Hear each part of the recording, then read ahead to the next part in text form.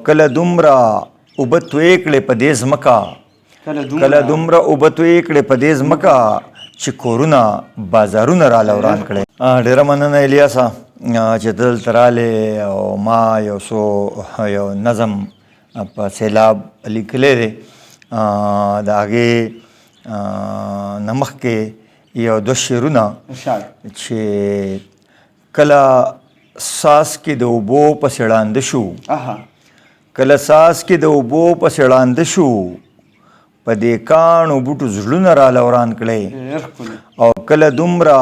اوبه توی کړې په دې ځمکه کله دومره اوبه توی کړې په دې ځمکه چې کورونه بازارونه راله وران کړی. او دا د نظم څه شعرونه دي. ته بادشاه خدایه څه به سړی وایي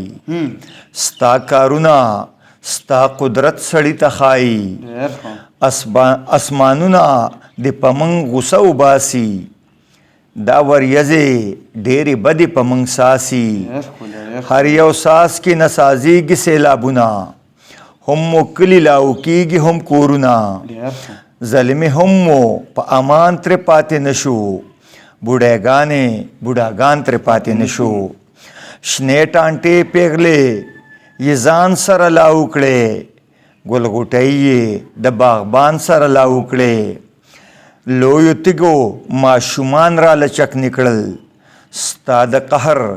زور ګلان را لچک نکړل ډېر ځوانان د ارمانونو سره لاړل ماشومان د کتابونو سره لاړل سنگار شو پیغلو چغې کړلې خدایا منګ په کوم ګناه کې گیر شو بې ځایه ماشومان چغې وهي چې بابا راشه منګ د دې تورو اوبو نه راوباسه چرته پلار چرته کې مور چرته زوی جاړي ورک لاشونه د خپلوانو درنه غواړي د مالونو د تاوان نامه خو ناخلو کاروبار او د دکان نامه خو ناخلو د فصلونو او پټو حساب خو نه کړو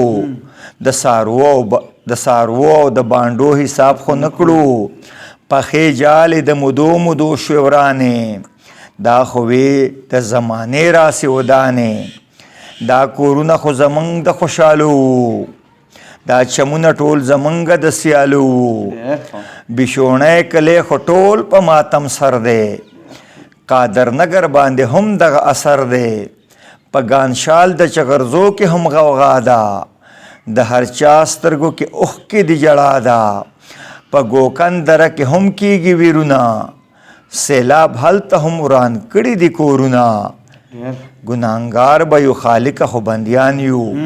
هم منونکي ستا د پاک کتاب قرآن یو